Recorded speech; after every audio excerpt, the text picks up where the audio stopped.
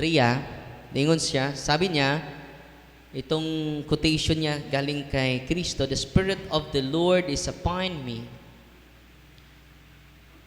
Ito yung reflection ni Saint Cyril. He is anointed not for himself, but for our healing. So ito po ay ang ganda ng inspirasyon ni Kristo. Tayong lahat, we receive anointing. Kailan?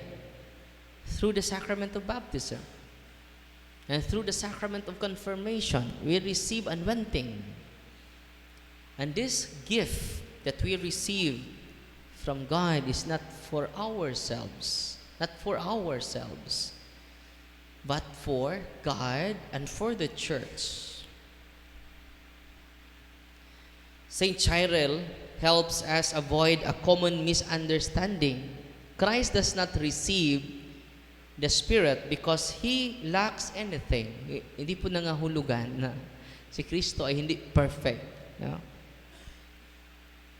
As the eternal Son, He possesses the Spirit by nature. Yet Saint Luke, Jesus speaks as man, standing in the place of all humanity. Siya yung representative natin. So sa pamamagitan niya, we are all anointed because of Him. No? Representing humanity. Yung pagkatao ni Kristo, yung pagka-Diyos niya, perfect na po yun. No? He is representing us. Christ received the Spirit for us, not for Himself. No? Yung pagtanggap niya sa banal na Espiritu, dahil sa atin.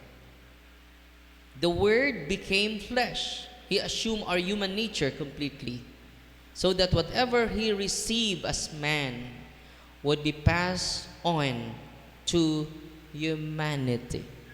No? Grabe si Kristo, no? Yung anointing niya is not for Himself, but for all of us. At ano yung implication nito sa ating lahat? Our anointing is not for ourselves.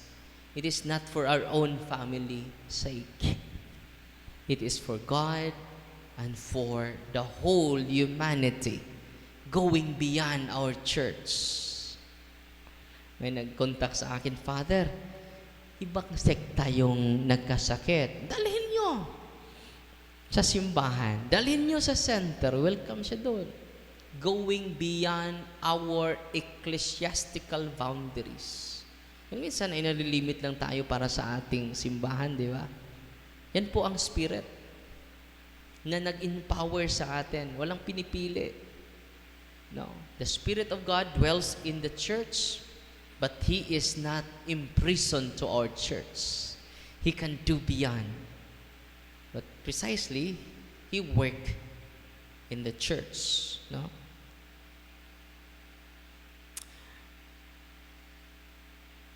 Sabi ni Saint Cyril, the anointing of Jesus is medicinal, not honorary. No? Sa Old Testament, yung mga kings, prophets were anointed as a sign of office. Yung mga pari, propeta, at yung mga king, ina-anoint yan. No? In Christ, the anointing becomes healing. He is anointing not for Himself, but for our healing. No? So the sin, that sin wounded human nature itself, Christ's anointing is therefore therapeutic. Like divine medicine poured into wounded humanity. Anong nangyari? The blind receive sight, healing of darkened minds. The captives are freed, liberation from sin and death, the spiritual death. When our sins are forgiven through the sacrament of reconciliation, we are resurrected from the spiritual death.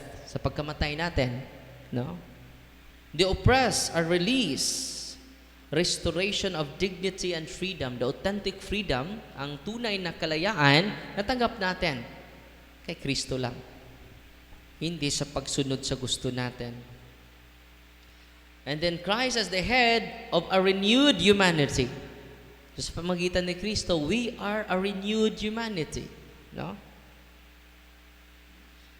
So this is why Christians receive the Holy Spirit not independently but in Christ. No, hindi natin natanggap sa sarili lang natin.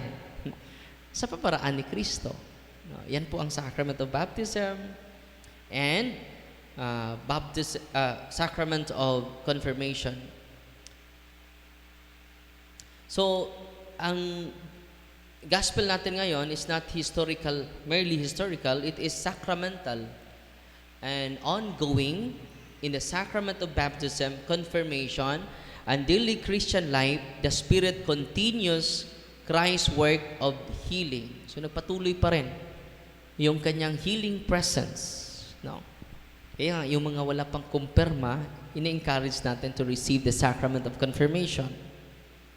At ito yung panghuli na isi-share ko sa inyo.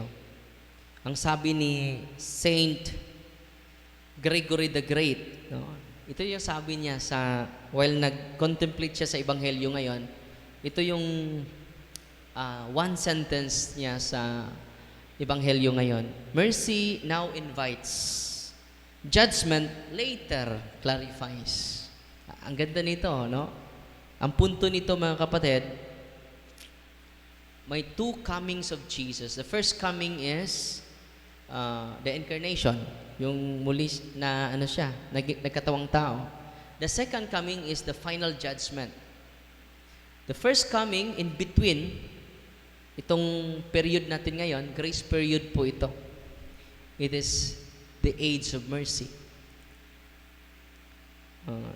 The time between the two comings. The first coming, mercy, invitation, and then He invites us to be healed.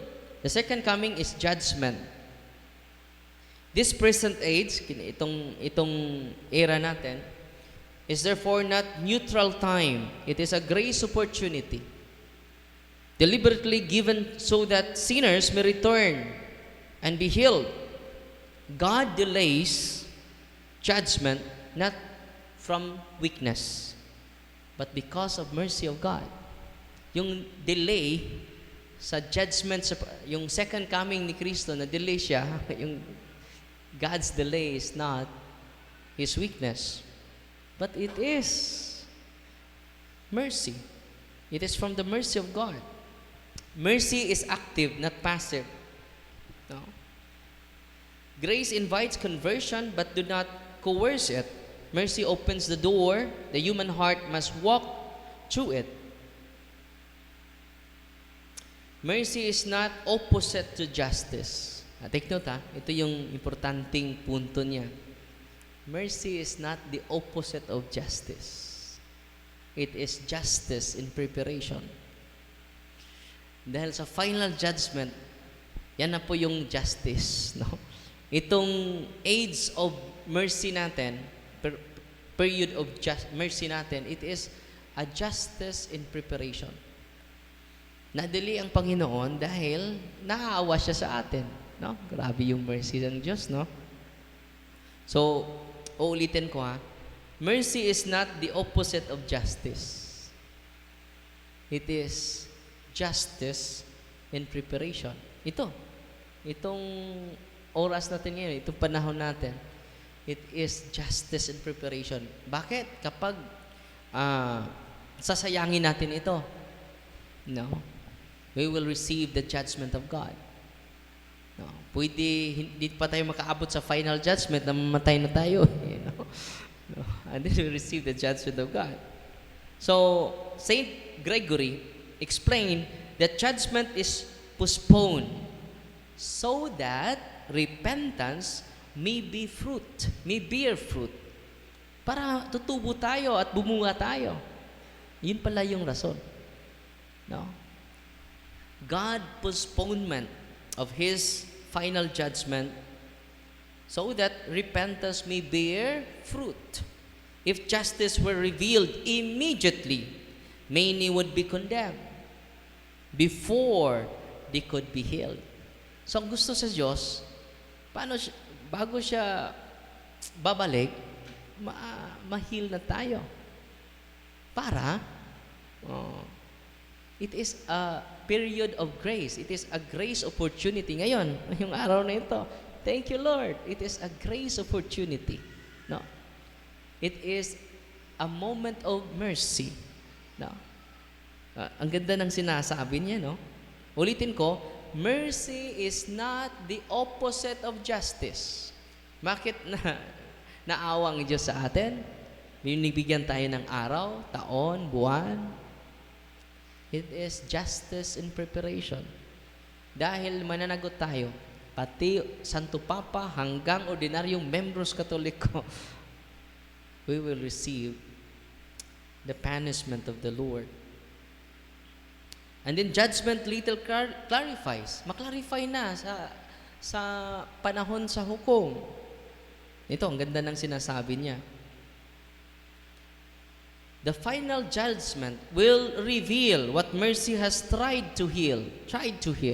Makikita na natin. Bakit na-postpone, na-delay yung pagbalik niya? No? Ano pa? The final judgment will unmask false repentance. Malalaman na pakitang tao ka lang, Father Darwin, ha? No. Pakitang tao ka lang, ha? No. Unmask false repentance during the final judgment. Yung mga politiko na nagsabi, wala akong kasalanan. Sa final judgment, na-reveal yan. No? Lahat ng mga sekreto natin, na kasalanan, ma-reveal yan. Kailan? Final judgment. Confirm. Nandun. The final judgments will confirm genuine conversion. Diyan na makikita natin, totoo talagang nagsisisi yung katabi ko, no? During final judgment. What is now hidden by patience will then be revealed in truth. Mercy invites in silence. Judgment speaks openly. Grabe na yung final judgment. Open na. Yung invitation niya ngayon is silent. Lahat tayo, ini-invite tayo.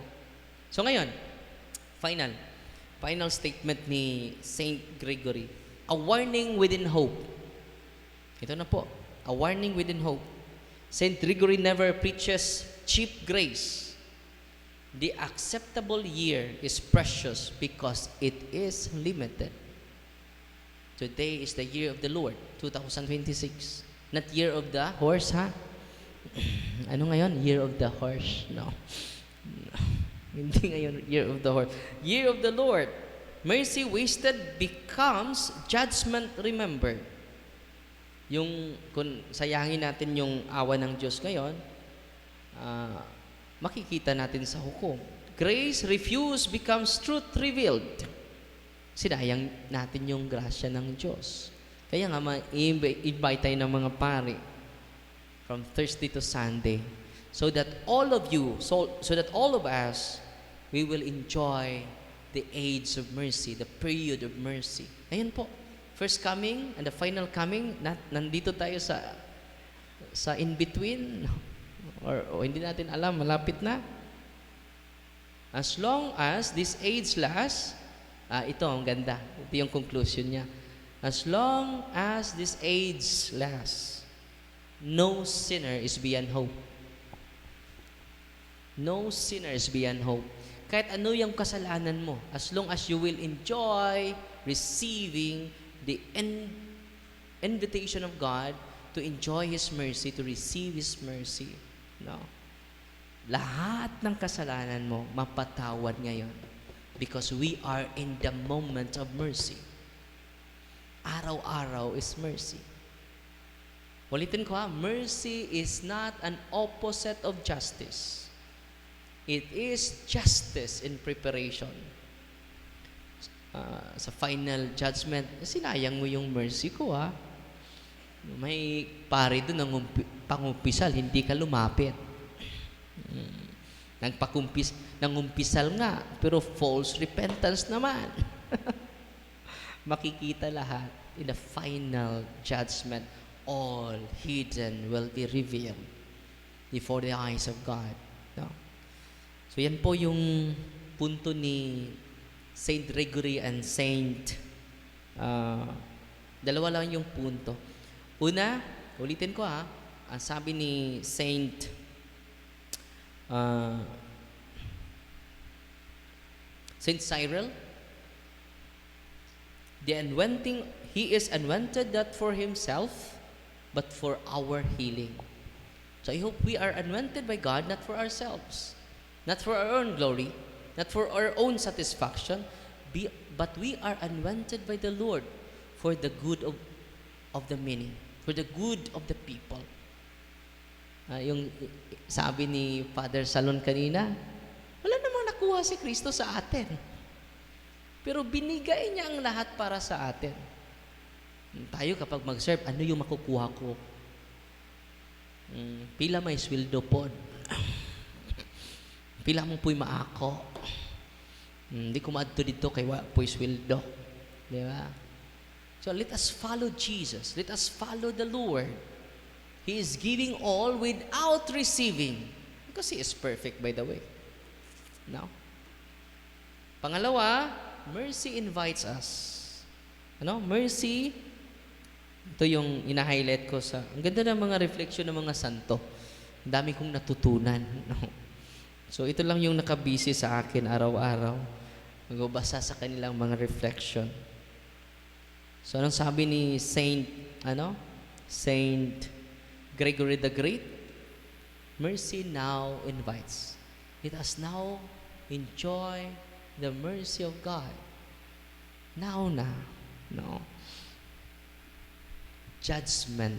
Because judgment later clarifies. Meaning, lahat ng mga sikreto ni Father Darwin, lahat ng sikreto ng katabi mo, malalaman at malalaman ng Diyos yan. Amen?